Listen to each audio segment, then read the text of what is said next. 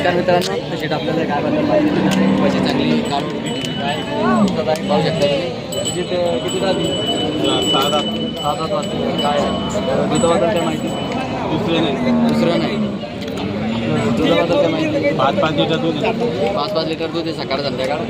पाहू शकता ज्वारीच्या भेट ज्वारीच्या भेट काय किंमत आहे. 35,000 रुपये किंमत आहे आपल्याला. 30मध्ये आपल्याला काय आहे. तुमचा नंबर आणि पत्ता सांगून द्या. नंबर आणि पत्ता. नंबर तुम्हाला मी